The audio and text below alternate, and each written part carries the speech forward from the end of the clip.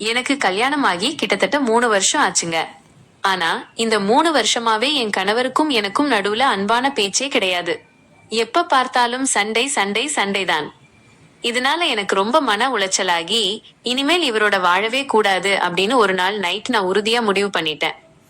மறுநாள் காலையில அவர்கிட்ட இந்த முடிவை சொல்லிடலான்னு நினைச்சேன். ஆனா காலையில நான் எந்திரிச்சு பார்க்கும்போது என் கணவரை காணோம்.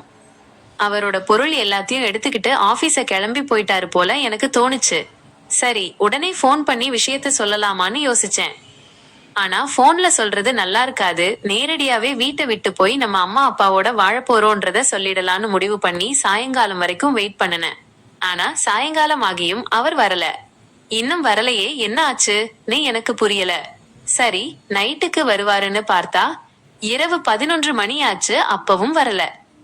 எனக்கு நிஜமாவே கொஞ்சம் பயம் வந்துட்டு விடியற்காலையில எந்திரிச்ச உடனே எங்க அம்மாவுக்கு ஃபோன் பண்ணி எங்களுக்குள்ள நடந்த சண்டையையும் அவர் ஆபீஸ் போனவர் இன்னும் வீடு திரும்பாததையும் சொன்னேன். அப்போ எங்க அம்மா ஆபீஸ்க்கு ஃபோன் பண்ணி கேட்டியான்னு கேட்டாங்க. ஐயோ, நான் அதை மறந்துட்டேனேன்னு சொல்லிட்டு உடனே அவரோட ஆபீஸ்க்கு ஃபோன் பண்ணினேன். ஆனா அங்க அவர் இன்னைக்கு ஆபீஸ்க்கே வரலன்னு சொல்லிட்டாங்க. எனக்கு இன்னும் ரொம்ப பயமாயிட்டு இந்த தகவலை உடனே எங்க அம்மா அப்பா கிட்ட சொன்னேன். அவங்க பதறி போய் உடனே எங்க வீட்டுக்கு வந்துட்டாங்க. என்ன செய்யறதுன்னு யாருக்கும் புரியல. சாயங்காலம் எங்க அப்பா நேர்ல அவரோட ஆபீஸ்க்கு போய் கேட்டப்போவும் அவர் வரலைன்ற விவரம் தான் தெரிஞ்சது. ஒரே குழப்பமான நிலையில அன்னைக்கு பூரா நாள் போச்சு. மறுநாள் ஆச்சு, வருவாருன்னு பார்த்தோம், அப்பவும் வரல. இனிமேல் சரி வராது, அவங்க அம்மா அப்பா கிட்ட சொல்லிடணும்னு முடிவு பண்ணி என் கணவரோட பெற்றோருக்கு ஃபோன் பண்ணி விஷயத்தை சொன்னோம். அவங்களும் பதற்றத்தோட உடனே கிளம்பி வந்துட்டாங்க. எல்லாரும் சேர்ந்து வெயிட் பண்ணினோம். கிட்டத்தட்ட 3 நாள் ஆயிட்டு அவர் வரவே இல்லை.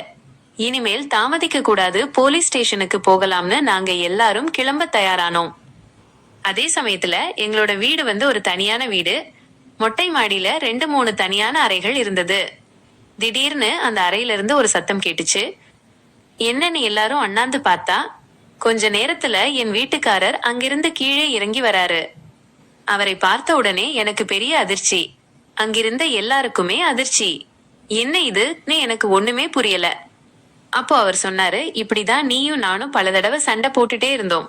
எனக்கு ஒரு கட்டத்துல ரொம்ப கஷ்டமாகி உன்னை விட்டு பிரியலாம்னு நான் முடிவு பண்ணினேன். அதே சமயத்துல நீயும் என்னை விட்டு பிரியலாம்னு முடிவு பண்ணியிருக்கன்றது எனக்கு தெரிஞ்சது. சரி, நமக்குள்ள பிரிவு வந்தா அது எப்படி இருக்கும்னு நீயும் நானும் உணரணும்ன்றதுக்காகத்தான் உனக்கு தெரியாம காலையிலேயே ஆபீஸ் போற மாதிரி கிளம்பி மேல இருக்கிற ரூமுக்குள்ள போய் நான் தங்கிக்கிட்டேன். நீ என் மேல வச்சிருக்கிற தவிப்ப நான் எப்படி தெரிஞ்சுக்கிட்டேன்னா, அங்க நான் சிசிடிவி கேமரா வச்சிருந்தேன். உன்னுடைய பதற்றம், அழுகை எல்லாத்தையும் என் லேப்டாப்ல நான் பார்த்துட்டே தான் இருந்தேன்.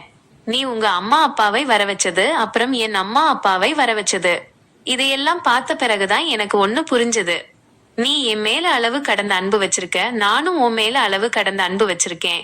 ஆனா நமக்குள்ள இருக்கிற ஈகோ தான் நம்ம 2 பேரையும் சண்டை போட வச்சிருக்கு. உண்மையிலேயே உன்னை விட்டு என்னால பிரிய முடியாது, என்னை விட்டு உன்னாலையும் பிரிய முடியாது. என்னை மன்னிச்சிடு. இப்போ நான் உன்னோட அருமைய முழுசா புரிஞ்சுக்கிட்டேன் அப்படின்னு சொன்னாரு. அவர் அதை சொன்ன உடனே என் மனசு உருகி போய் ஓடி போய் அவரை அப்படியே கட்டிக்கிட்டேன். இனிமே நமக்குள்ள சண்டையே வேணாம்னு சொன்னேன். இதையெல்லாம் பார்த்த எங்க அம்மா அப்பாவும் அவரோட அம்மா அப்பாவும் நிம்மதியா ஒண்ணுமே சொல்லாம அங்கிருந்து கிளம்பி போயிட்டாங்க.